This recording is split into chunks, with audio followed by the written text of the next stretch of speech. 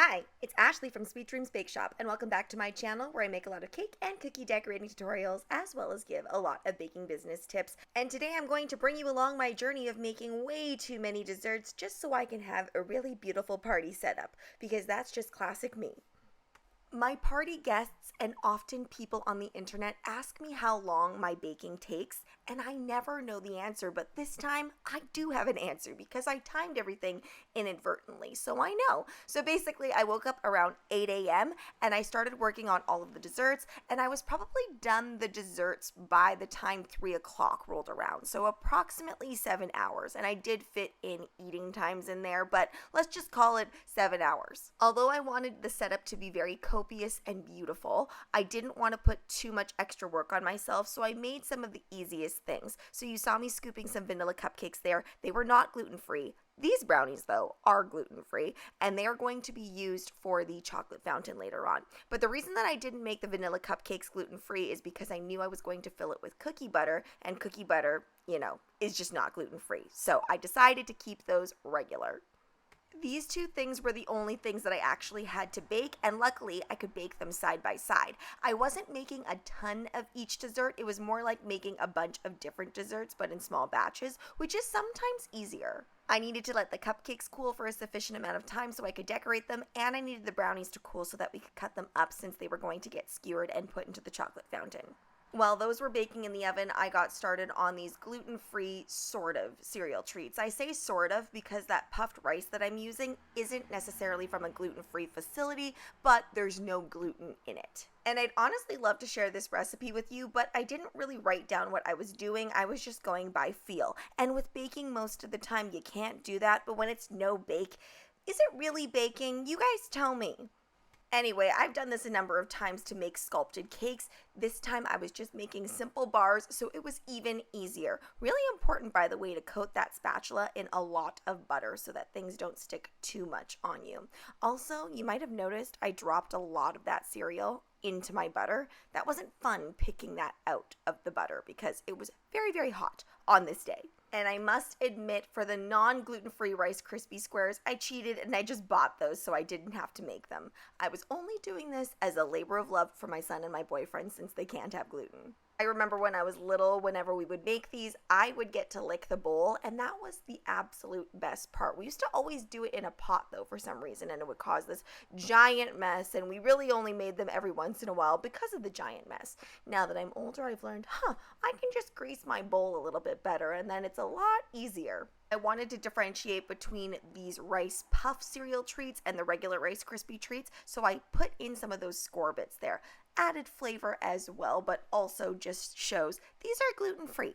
Although it's not completely necessary, I did pop those into the fridge as well, so when it was time to cut them, I could make really good, even cuts on that, since they were going to get skewered and put into the chocolate fountain as well. I'm not gonna lie to you guys, I did not like these sugar cookies. I had a bunch of these round sugar cookies left over in my freezer, so I thought what better time to use them than now, because obviously I can't use them for an order. I like to bake all of my orders super fresh, so I just thought, might as well turn these into some housewarming themed cookies. I originally wanted to make little houses and little keys, and that would have been really cute, but it also would have taken up a significant amount of time. So these were already baked, ready to go. All I needed to do was make the royal icing. But what I ended up not liking about these is I originally just wanted a really nice modern spin on these cookies, and it ended up kind of looking a little bit more garden-y, which I didn't love. But it did make me feel better when I was reading all of your comments on my short that I posted about this, and you guys all seem to love the cookies, so I thought that was good. It was at this point in the baking and decorating process that I felt like I had made really good progress, and I was like, wow, I might just get to fully enjoy this party with my guests and not have to be working on anything when they get here. That was a lie, though, and that happens all the time. You think you're ahead of schedule, but when it comes down to it, you're kind of at the wire. Also, we were getting the house super ready, so my boyfriend was putting furniture together and helping me paint things, and yeah, it was a chaotic time, but I think we both ended up really happy with the way things turned out. So I used my cookie projector on these cookies just to make things so much easier for me. I can freehand pipe this writing, but I just like that when you use your projector, everything is going to be the same size, it's going to be in the same placement every single time. So it makes your imperfections, maybe when you're piping and flooding, look a little bit less imperfect because the writing is very, very perfect. Now, I do admit it kind of looks like it says Rome, sweet Rome. I didn't really notice until after I was done piping, and I just thought, I'm going to go with it. It's okay. People like Rome. And also, my people know what they're there for, to celebrate my housewarming. So anyway, I felt like it looked a little plain. I wanted to add a little something, and I thought these roses would kind of add a nice spin to it. Again, it just gave too many garden vibes, and then once I was on the garden train, I thought, okay, fine, I'm just going to go with the garden wedding look. And it was really sweet because after I said that I was just going to go with this garden look and I didn't really love the cookies, my boyfriend was like, okay, and then he proceeded to go and cut some hydrangeas from our garden and put them in vases around the house. In the end, I was happy with the cookies. They were neat and tidy, and what more can you ask for when you're under pressure?